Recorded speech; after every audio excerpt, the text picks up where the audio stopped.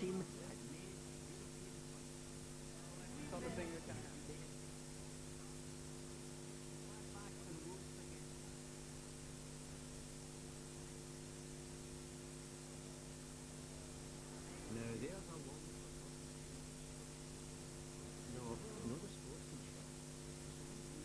Cars speeding round the track side.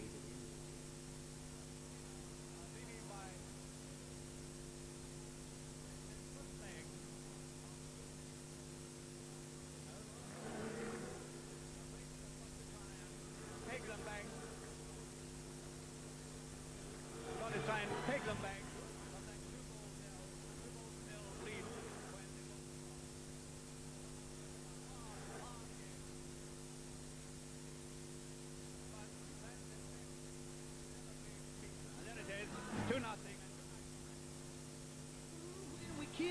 We could not.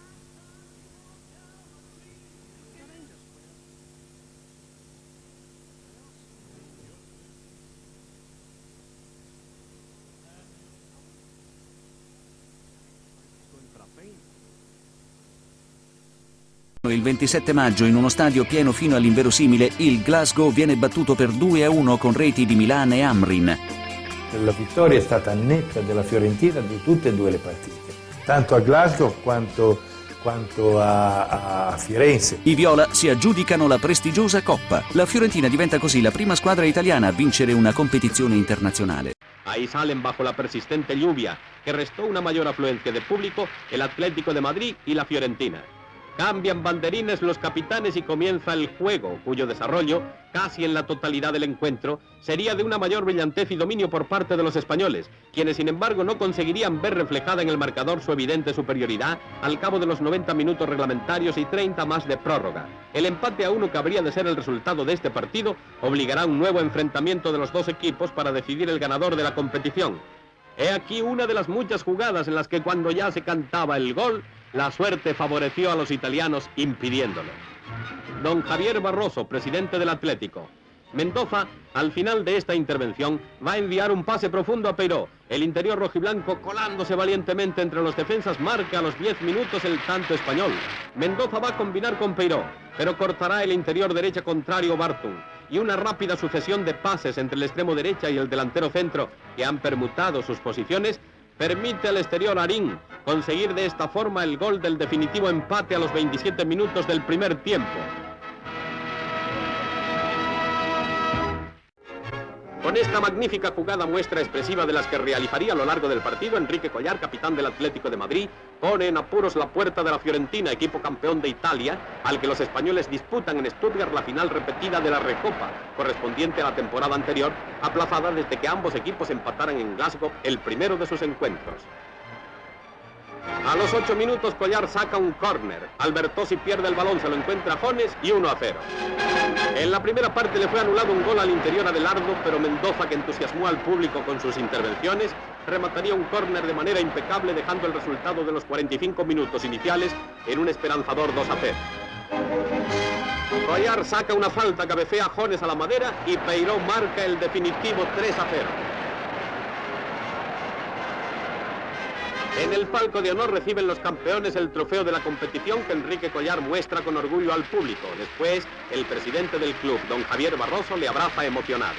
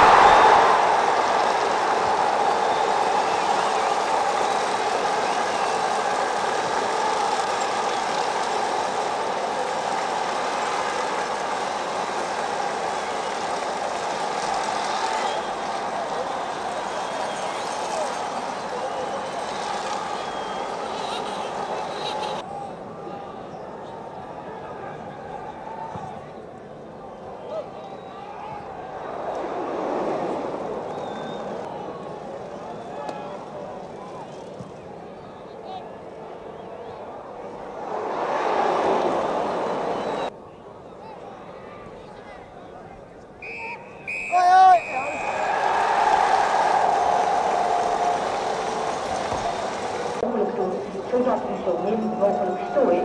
Wij danken u bij voorbaat voor uw medewerking.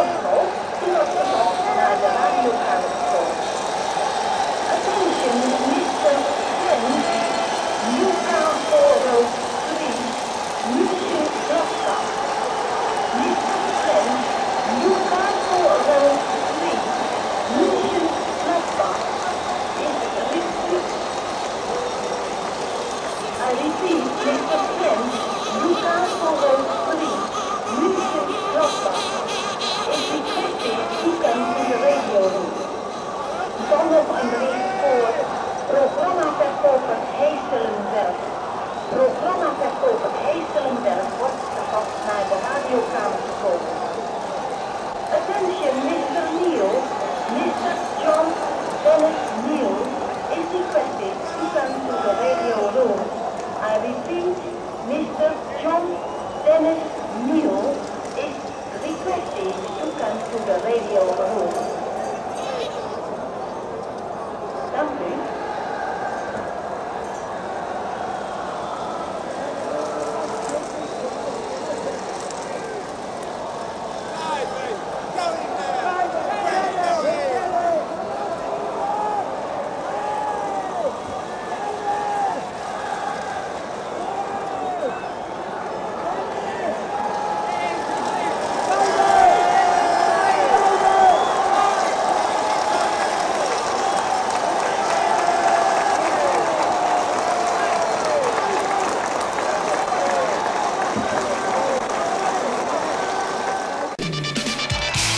O Sporting, 9 meses depois do primeiro jogo para a Taça das Taças, da goleada histórica sobre o Apoel, da vitória categórica de 5-0 ao Manchester United, surpreendendo toda a Europa, está em Bruxelas. É a primeira participação numa final europeia do clube de Alvalade. O MTK da Hungria tem no seu avançado Sándor a sua grande referência e é sem surpresa o autor de 2 dos 3 golos marcados pela equipa Magiar. Final com muitos golos que termina com um empate a 3 bolas. O Sporting sofreu muito poucos gols. Tínhamos uma defesa, na verdade, muito boa. Não é por acaso na seleção nacional. Jogava a linha avançada do Benfica e jogava a defesa do Sporting. Então como é que explica aqueles 3 golos do MTK?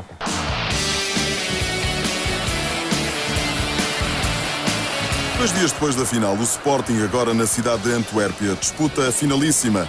O técnico sportinguista faz uma alteração na equipa. Por lesão de Bé, entra Pérides. Moraes, que tinha jogado a defesa esquerda, avança no terreno e é agora avançado.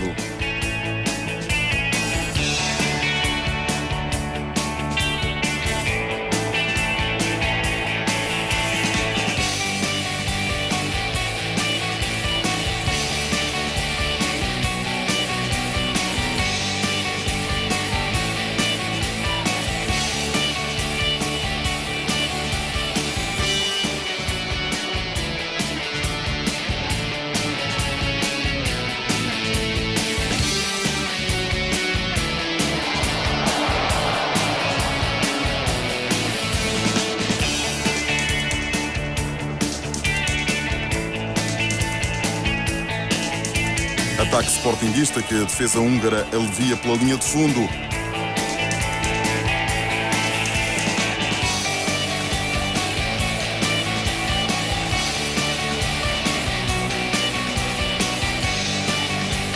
Moraes encarrega-se do pontapé de canto e decide-se pelo remate direto à baliza, surpreendendo o guarda-redes húngaro.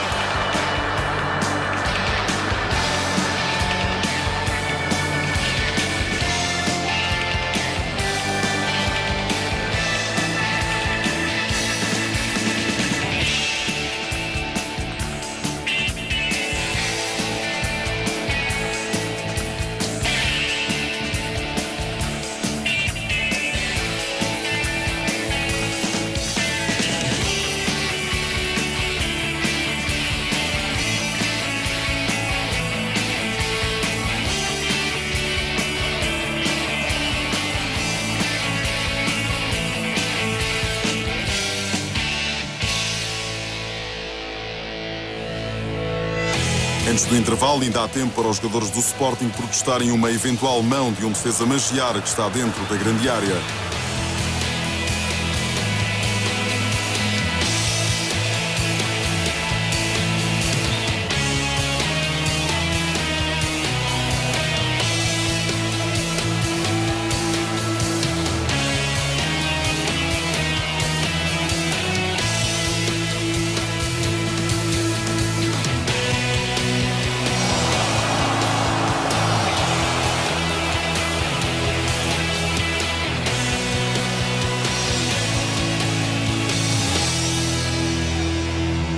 Em desvantagem no marcador, o MTK, após o intervalo, assume o comando do jogo e aumenta a pressão sobre o Sporting, que tem arte e engenho para gerir a vantagem alcançada pelo cantinho do Moraes até ao final do jogo.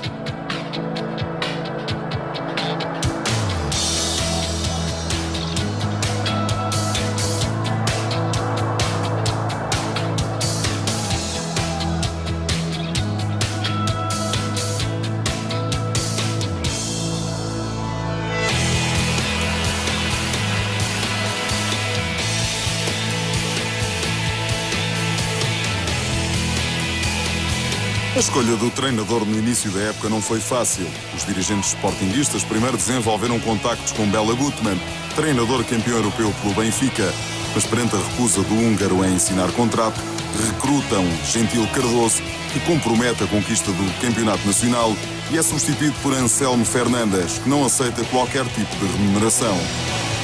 Com este arquiteto no comando da equipa leonina, depois de no último minuto a equipa húngara enviar uma bola ao poste, o Sporting tem a sua maior conquista internacional, a vitória na Taça dos Vencedores das Taças de 1964.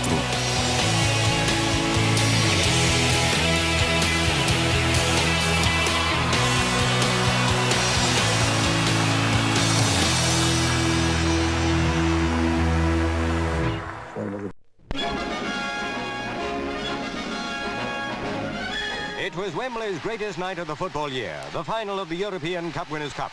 Munich on the left took the field against West Ham, who won the FA Cup a year ago, and are all out to emulate Spurs' triumph in this competition in 1963. Germans in thousands leavened the mass of West Ham supporters as the big game began, the Hammers kicking off. Every Londoner in the 100,000 crowd remembered manager Ron Greenwood's words, "Getting to Wembley is nothing, the thing is to win there." Brave words, and 11 determined players began on the attack. Munich in white easily survived the early onslaught and went into the attack themselves.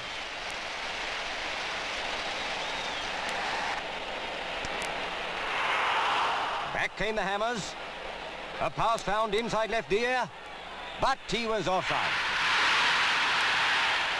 A West Ham corner here, and a poor clearance gave them a second chance. Munich were rescued from danger by their star goalkeeper, Radenkovic. Neither side had scored at the interval. The visitors kicked off on the resumption and soon showed something of the skill that's brought them fame on the continent.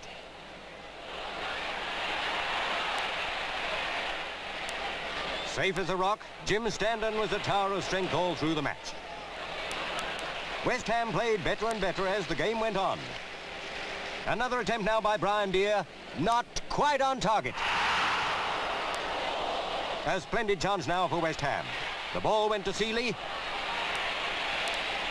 and he punched it home. Very well, of course. Now Munich took up the running, but without any luck. Long deferred reward came to the Hammers after 68 minutes. A pass from Boyce went to Seeley. This time it really was a goal.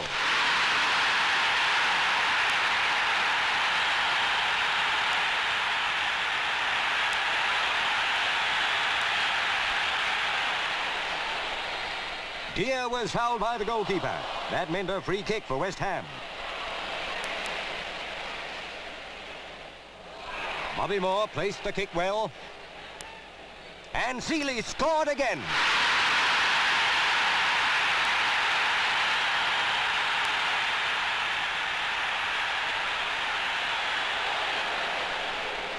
West Ham was still attacking when the whistle went for full time.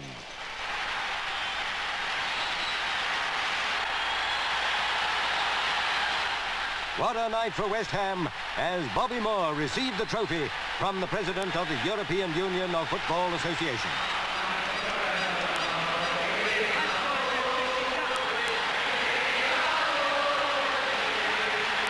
The whole country is proud of the Hammers, winners of the European Cup Winners' Cup. Callahan to take the corner. As usual, Lawler number 2 and Yates number 5 have moved up for Liverpool. There's Yates. St. John.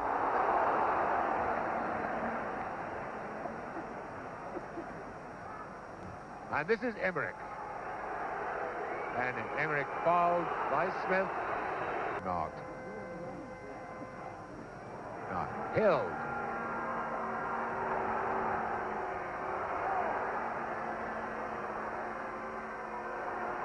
A fine effort by this young centre forward, Siegfried Held, who won his first international cap for West Germany against England at Wembley in February. Sturm taking the corner.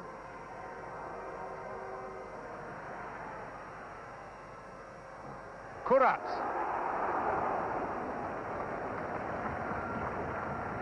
That wasn't very far away, was it? And away goes Thompson now to Milne. And Stevenson.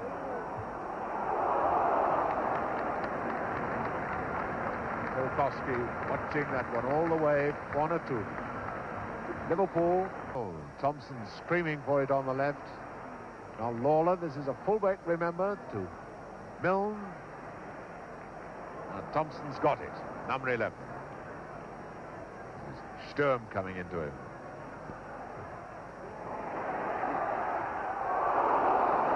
For a second I thought that was an own goal.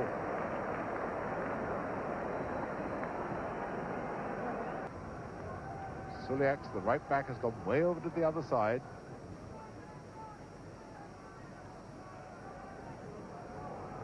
Lawler into Smith. St. John. I don't think Tolkowski expected St. John to get that ball this match, but so far the defenses have come out with the top marks. Now then, Held.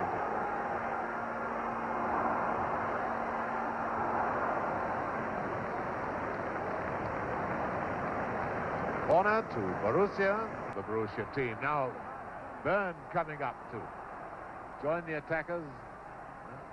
This is Byrne, the number 3 for Liverpool. Back to Milne. Tchaikovsky died much too late for that one, but it was well wide anyway. It's number 7, Ian Callahan, to take it.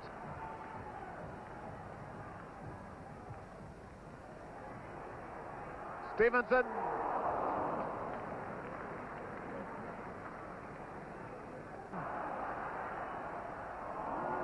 Oh, that was well read by Assad. Now Held. Emmerich. And a beautiful goal by Held. And that was the Liverpool defense hit by this quick counter-attack. And after 17 minutes of the second half, Held has scored for Borussia Dortmund. A quick comment, Ron Greenwood, on that. Well, there was a square defence again, and this happened.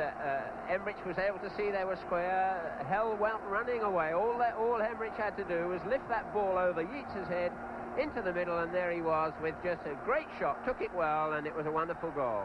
Accurately and as keenly as any English side. This is number 11, Thompson. The linesman is flagged. The linesman is flagged. The referee's got the goal. And the linesman's put his flag down. And it's an equalizer by Hunt. There's no doubt about it. The linesman had his flag up. And as soon as the ball went in, and the Liverpool fans have invaded the pitch in their hundreds. Well, I complimented the Liverpool supporters on Saturday for not invading the pitch. And now look what they've done. They're crowding round Roger Hunt. Hunt, the man who equalised.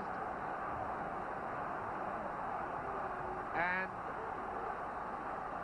well, the Glasgow police know what to do with people who invade football pitches. Now it's Milne and Stevenson. They go well forward. I mean, there's Stevenson. Smith. Bukowski wasn't altogether happy about that one.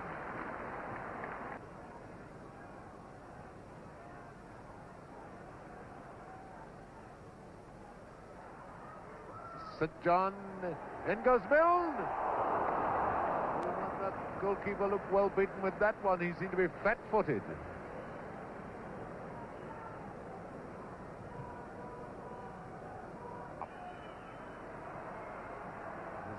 Callahan.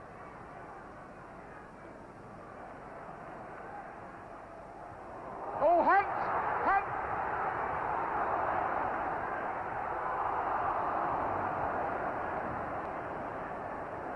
And now playing time added on for stoppages and for the invasion of the pitch by the Liverpool supporters.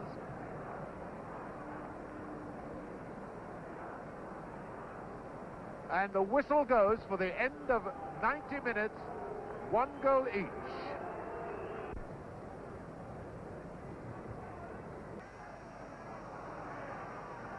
This is Callahan.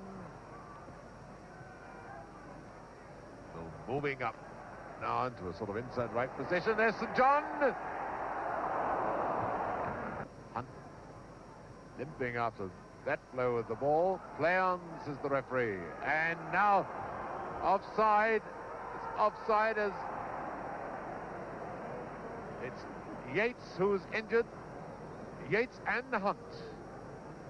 Period of extra time, very similar in pattern to the second half of normal time. Well, that's a real up and under.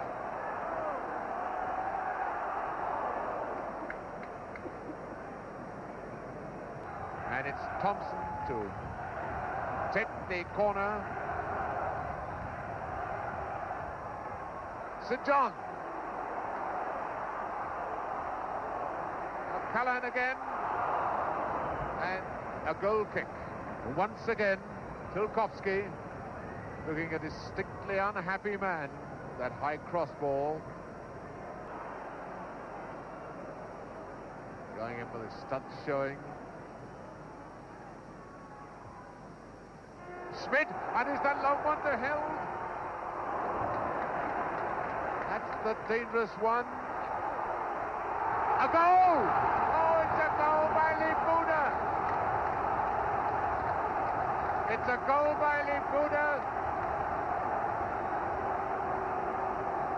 And have you ever seen such celebrations? What a ridiculous goal for Liverpool to throw away. But again, they were caught by that long one, first of all, to Held, and they were always at 6s and 7s, and of course Lawrence was so far out of his goal.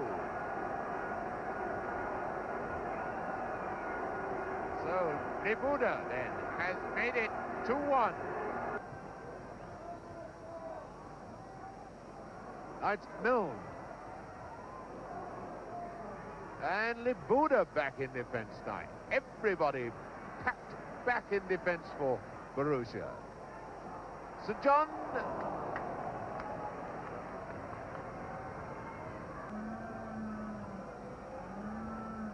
Mr. Vedeke, the president, is there. Shandor Barks of Hungary, who present the medals, is there. As the whistle goes, and Borussia Dortmund have won the European Cup Winners' Cup.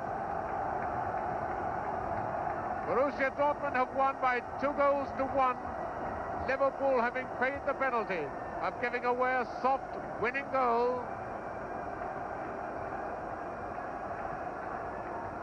2-1. Borussia Dortmund win. The goal scored by Held and Libuda against one scored by Hunt for Liverpool. And the trophy is now on the field, and the Liverpool fans chanting away, but Mr. Gustav Weidecker, the president of the Union of European Football Associations,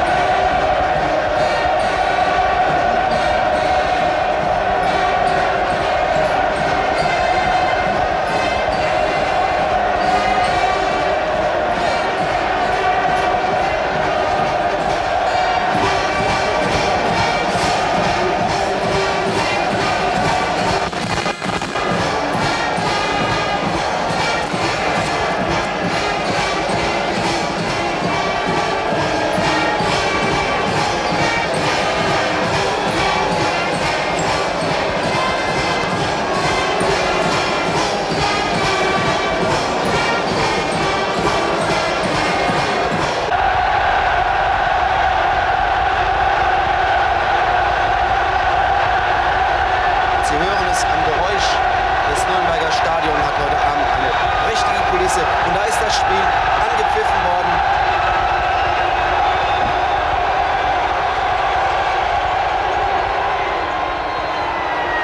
Links außen Johnson gegen Franz Beckenbauer und Olk, der Kapitän der Bayern. Kuhlmann, Nafziger.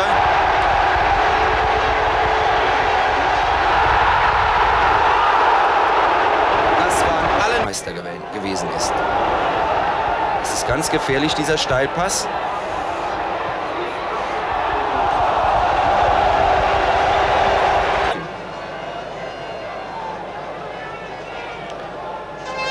Dieses Spiel hat auch im Ausland sehr, sehr viel Resonanz. Es sind etwa 400 Journalisten hier und nicht weniger als 24 Fernsehstationen übernehmen dieses Spiel teils direkt, teils in Aufzeichnungen. Ein großes Fest des europäischen Fußballs eben.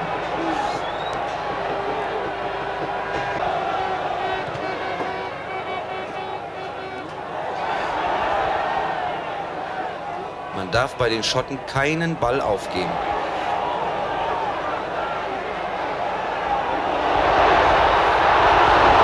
Ja, und das war die erste gute Gelegenheit für die Schotten. Das hätte auch für sie das 1:0 sein. Da gibt es natürlich einen Freistoß für Bayern München, drüben etwa 10 Meter von der Eckfahne entfernt.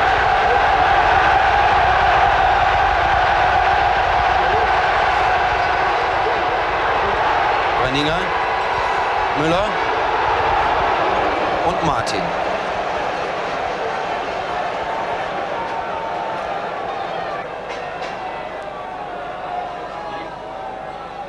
Die Bayern sind jetzt mehr und mehr in die Abwehr gedrängt. Verteidiger Johnson, Johansen, ist ein Däne.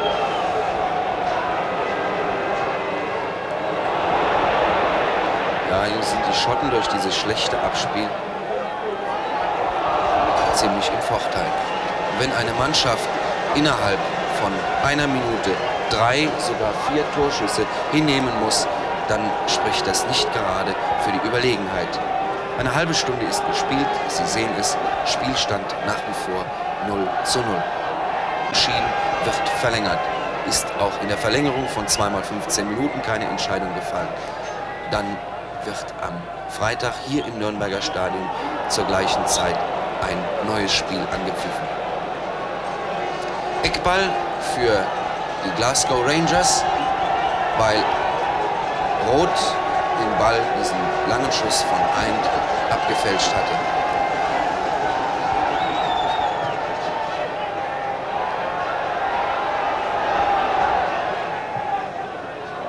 Ja, die Schotten, die Glasgow Rangers sind jetzt eindeutig überlegen. Von Gerd Müller übernommen und Craig, der Kapitän, spielt nun so eine Art Ausputzer. Das hindert ihn aber nicht, ab und zu auch mit in die Offensive zu gehen. Ja, das war eine sehr heikle Situation. Johnston am linken Flügel.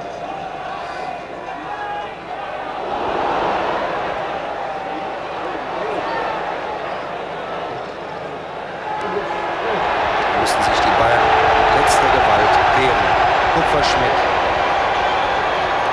Rot.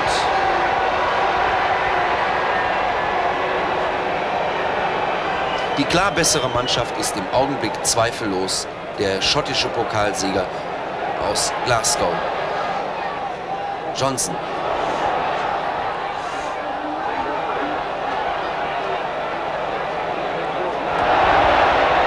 Das ist gefährlich.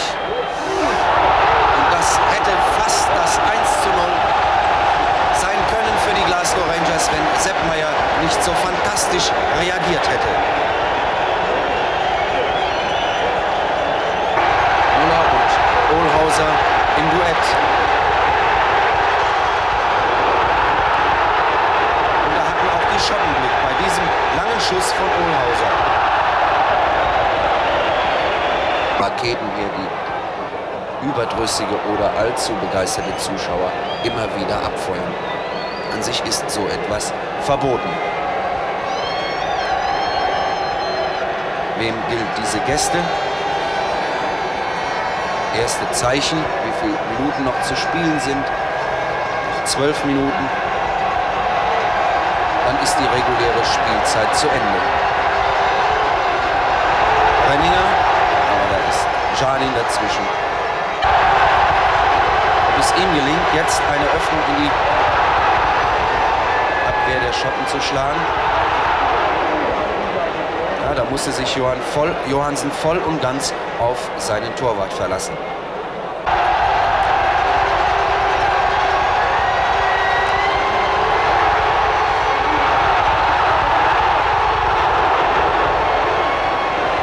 Es war eine torreife Situation, zweifellos. Martinsen hat sie sicher gemeistert.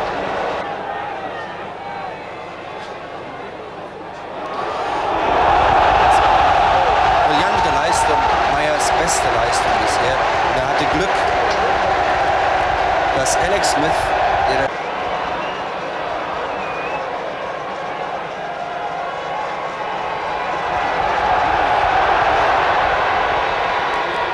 gepfiffen, Freistoß für die Glasgow Rangers, weil Beckenbauer das Bein gestreckt hatte.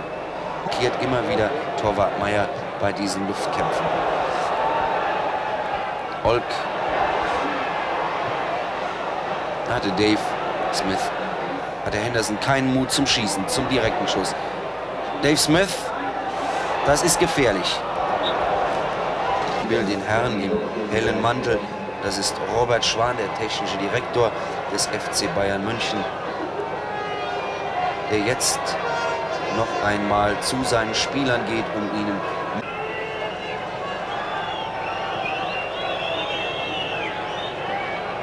Alex Smith.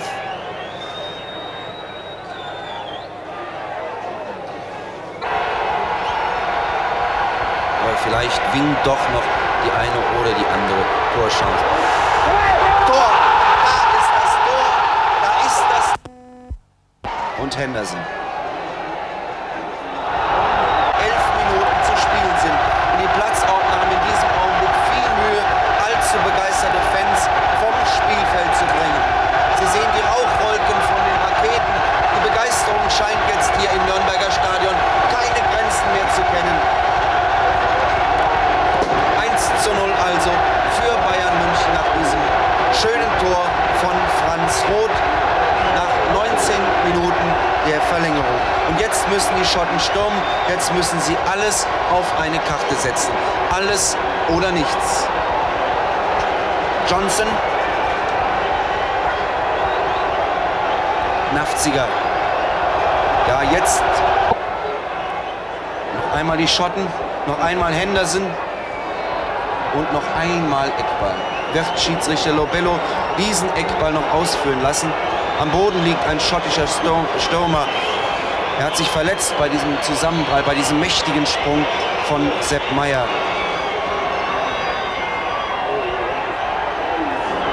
Und da hatte Sepp Maier Glück. Und da ist das Spiel zu Ende, meine Damen und Herren.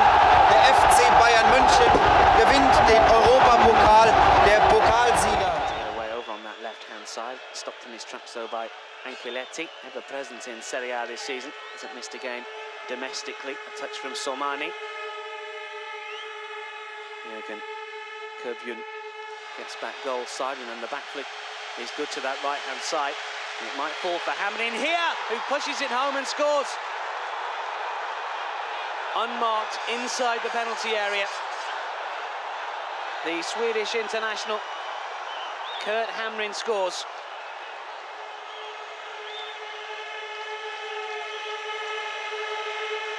Well, how on earth do you leave a player like Kurt Hamrin all alone inside the box? First touch wasn't the best.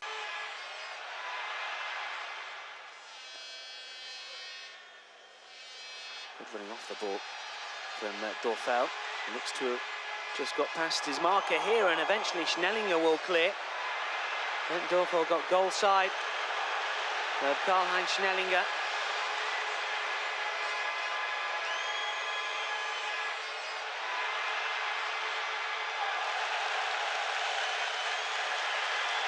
Dorfel again, good long diagonal, and the header is wide. Uwe Seeler. Hamburg stalwart, whose father actually played for the German Bundesliga side as well. Fancy goal, certainly key to that win to get them through to the last four, of course. The last four semi-finals, and the final will be played in Italy. This is Prati getting forward, just wide.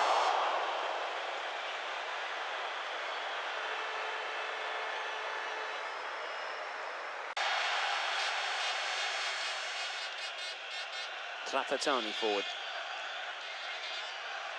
And still a comfortable save from Arkosh. Rivera. Taken down by Prati. Looked like handball. It's not been given. Köbjun will clear, but certainly hands looked like they were used, and it was Pierino Prati that claimed that a hand was used, but the Spanish referee not giving a penalty. Still, this is Hamrin coming forward, and Hamrin scores again. And that's an awful error from Arkosh Özcan, the Turkish goalkeeper of Hamburg. Kurt Hamrin, with barely 20 minutes on the clock, has got his and AC Milan's second.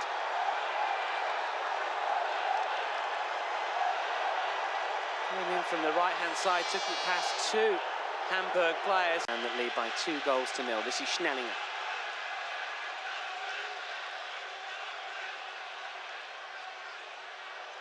Prati twisting and turning away. Rivera looking for Hamrin, who's on a hat-trick. Might spill here for Somani.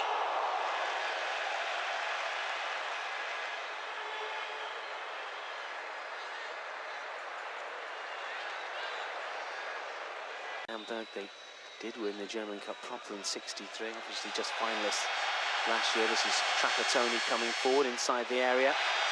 Somani, saved by Özcan.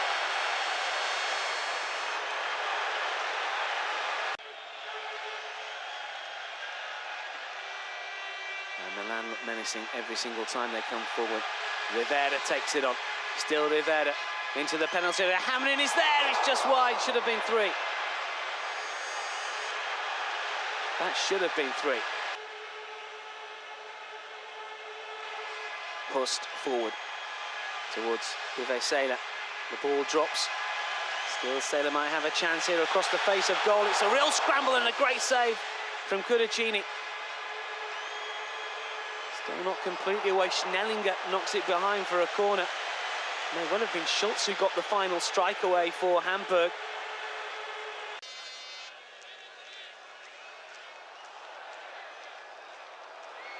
Sandman.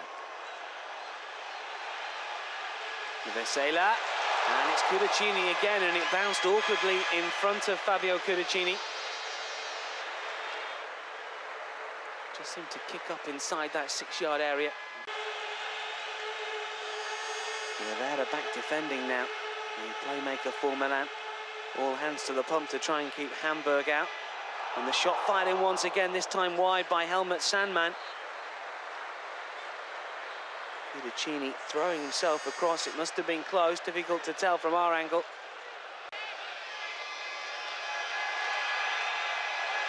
And still towards Hamrin here. Can he pull the trigger? It's Hamrin. It's wide. Still searching for his hand-trick, of course. And still, and the referee takes a look at his watch. And it's Prati. And another look at the watch from the Spanish official. Surely that is that. It is indeed. It is AC Milan who've won the Cup Winners' Cup here in Rotterdam against Hamburg. 2 early goals. The Swede Kurt Hamrin scoring on 3 minutes and 19. The second mistake by Özcan, the Hamburg keeper. But Milan...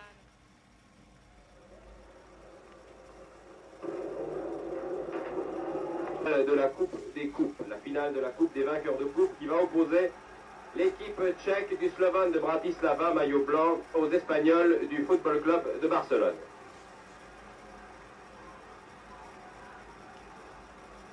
On connaît mal la Coupe des Coupes, on connaît peut-être un peu plus la Coupe des Champions, qui opposera, dans la finale opposera les Hollandais d'Amsterdam, de Barcelone, qui va jouer en maillot sombre à gauche de votre écran. Dans les buts, Sadurni, à l'arrière, Frank, Oliveira, Sadalsa et Ladio. Voilà d'ailleurs cette équipe qui s'inscrit sur votre récepteur de télévision. Au milieu du terrain, Pellicer le 7, Sapalza le 6 et en ligne d'attaque, Saldua le 9, Castro le 8, Fouste et Retsax. Cette ligne d'attaque est appelée un peu par l'entraîneur de Barcelone qui a entraîné, vous le savez, il y a quelques années, les Girondins de Bordeaux, est appelée l'attaque nouvelle vague. En effet, 3 des 4 joueurs de la ligne d'attaque de Moder, Jol, Kapkovic. Ils vont jouer donc à droite de votre écran, maillot blanc. Voici d'ailleurs la composition que je vous ai annoncée il y a quelques instants.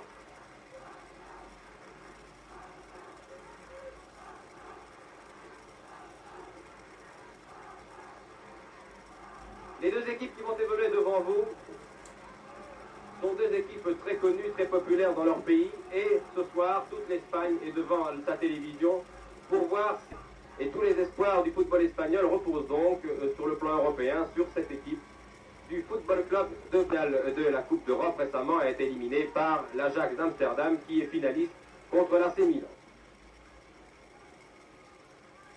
Dans cette équipe tchèque, vous voyez actuellement le numéro 10, Jolk, l'avant-centre, qui a 23 ans, l'ailier gauche redoutable, qui est Jank Kapkovic, gris à Budapest, alors que le coup d'envoi vient d'être donné par l'arbitre Varens, l'arbitre hollandais. C'est parti pour cette finale de la Coupe des vainqueurs de coupe, et ce sont tout de suite les joueurs de Barcelone qui ont lancé la première attaque.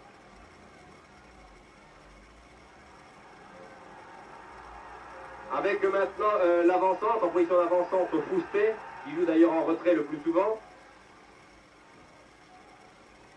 Les Tchèques maintenant. Jolk réussit à démarquer son camarade Kapkovic. Kapkovic de 20 mètres donne le numéro 7 qui tire. C'était un tir de Svelter. Et c'est le premier but. Vous voyez que les Tchèques sont partis à toute allure. Et ils viennent de marquer le premier but de cette finale. Après 1 minute de jeu. Première attaque tchèque. Ils sont fous de joie. Vous voyez le numéro 6. Kapkovic, qui vient féliciter l'ailier. Adversaire, c'est Kapkovic, qui va servir dans le trou Svelter. Tire de Svelter contre une première fois. Svelter reprend la balle, tire et trompe la Hongrie dans quelques jours en Coupe du Monde.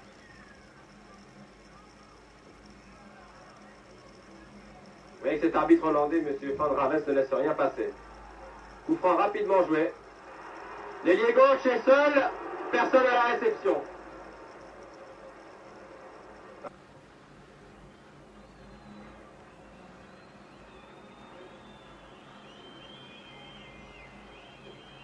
Coup franc qui trouve un petit corner, bien tiré. Et le gardien Wenzel, qui est repris à 2 fois. Coup franc qui était tiré par Oliveira.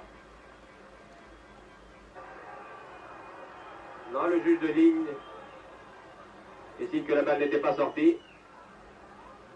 Pour l'attaque espagnole, Pellicer cherche un partenaire démarqué. Pereda.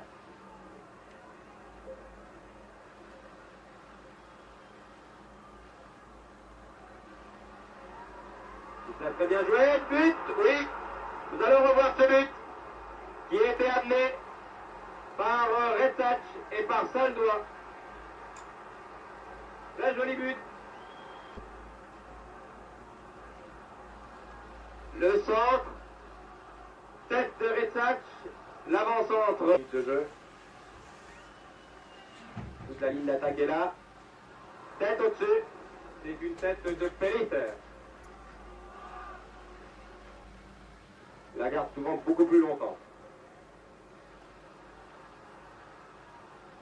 Ça valse ça. Maintenant c'est l'arrière et l'adio. Mauvais passe, Coustet là. Alerte en avançant, ça le doigt. C'est bien joué. Oh que c'était dangereux. Je pense que Frankie Boydell, le réalisateur, va peut-être nous remontrer cette action.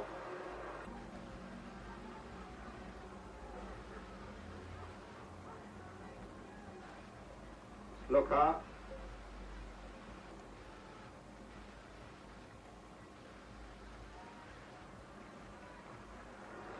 Ah, fort que c'est joli. C'est le but, oui.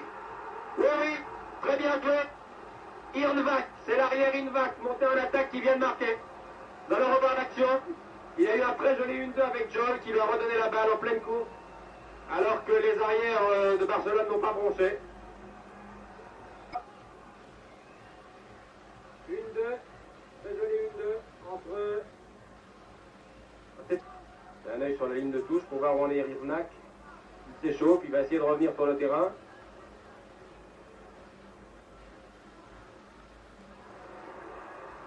Très joli tir, très très joli tir. Tir de volée. De l'avancement de Saldoa, brillamment détourné par Wenzel. Bien fait à balle.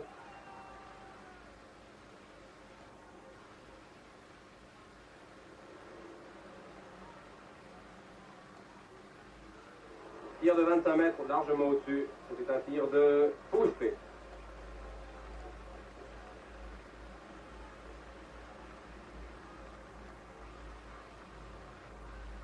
Petit gabarit, il sait faire rambler, très solide, beaucoup d'expérience. 28 ans, il était plusieurs fois international lui aussi.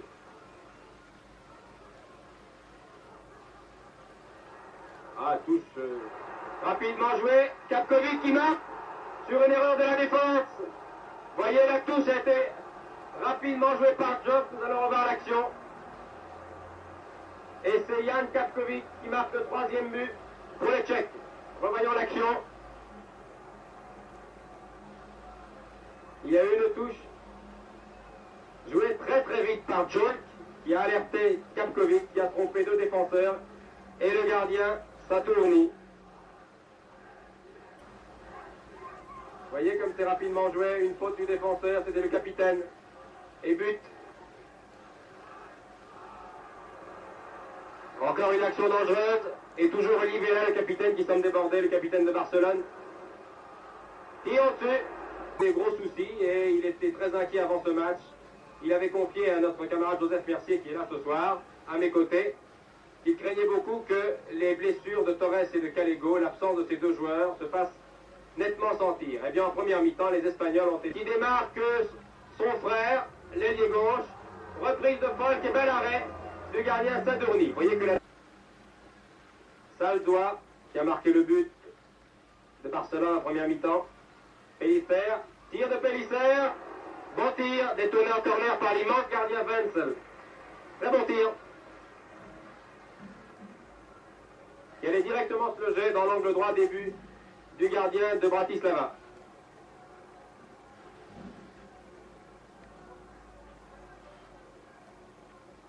Rickac tire ce corner directement, c'est assez rare de voir ça dans une finale de coupe, dans un match aussi important, vous l'avez vu.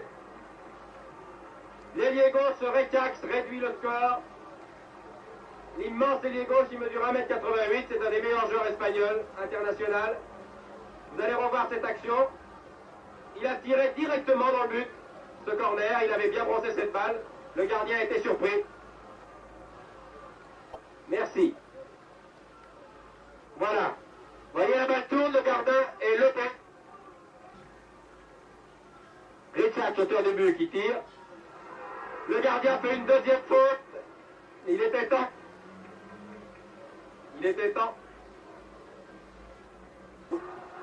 Et ils espèrent, bien entendu, les Tchécoslovaques rééditer leur performance du Chili. Centre ici, but.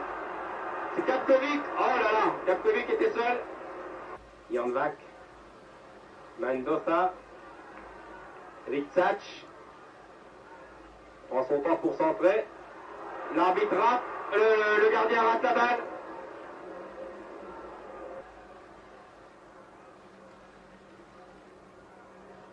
Moder est à l'aile droite, l'ailier droit, Svelter est là. Voici Moder. Bien joué, très bien joué de la part de Moder qui a redonné.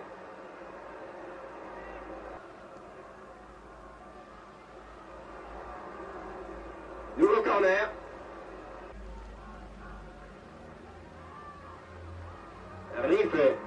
Riffet toujours.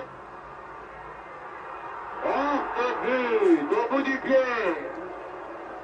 Je ne sais pas si nous allons revoir cette action, mais l'avant-centre Saldois était seul. Riffet l'avait remarquablement servi. Il a mis au-dessus. Ah, les Espagnols viennent de rater une belle occasion.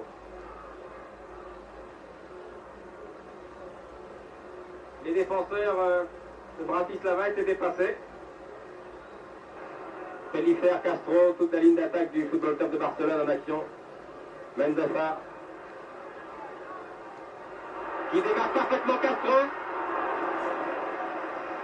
Très belle action.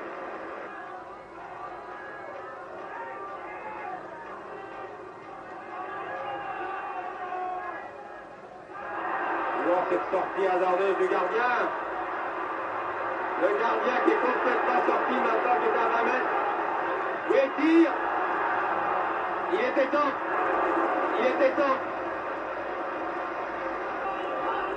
Merci le berger allemand qui n'a cessé d'aboyer depuis le début du match. Et une nouvelle fois, Rickac dans les bras du gardien de Bratislava.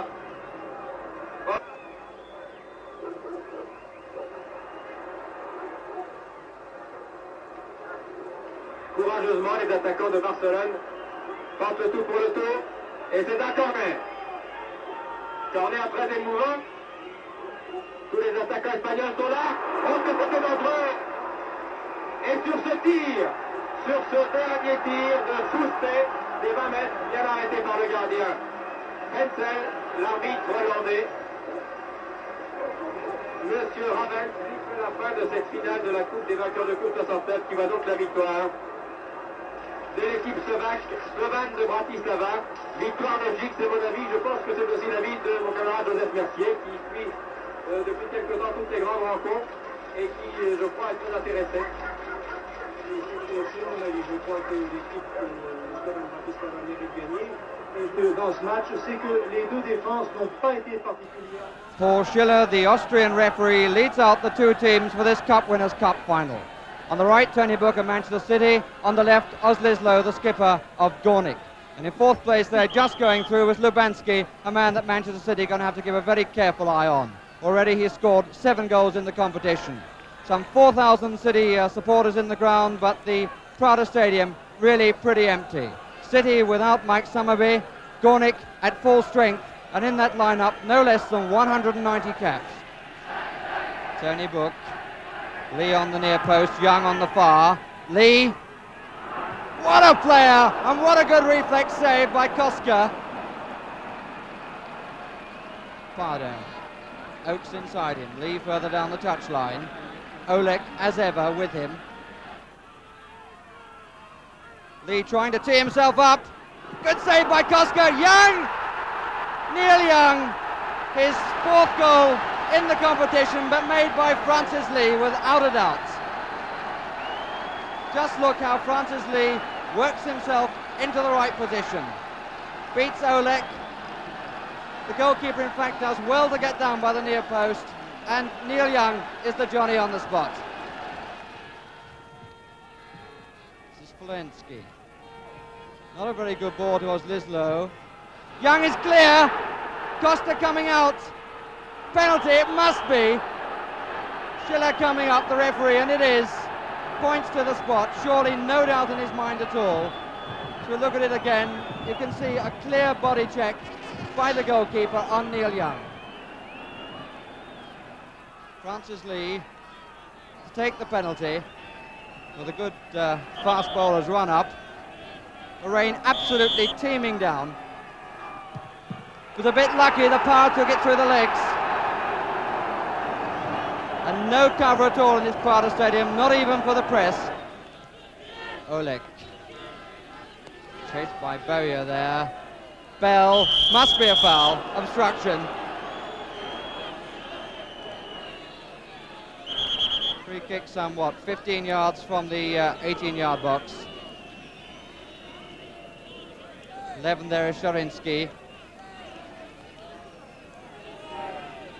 And Olek and Shortashik on the ball. Shortashik to take it. Lubansky, nice play by him. Oslislow! 2-1. The Gornik skipper has scored. Lee. Towers inside him. Lee really very, very difficult to control. Olek has never really been near him. Bowyer! Well, the chance was clearly there to sew the whole thing up, but it went all wrong.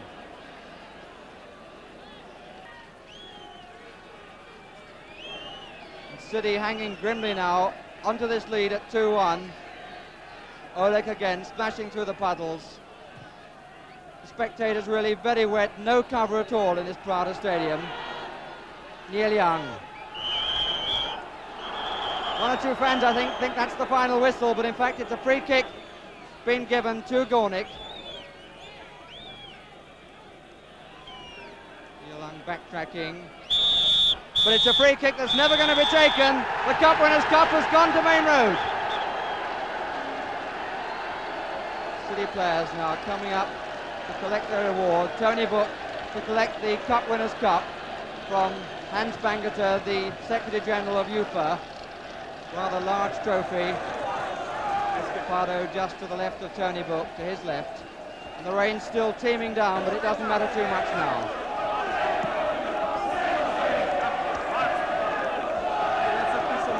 And the old man being lifted up again. It's becoming something of a habit. And that's what it's all about. The European Cup Winners' Cup, which will now join the League Cup on the shelf at Main Road.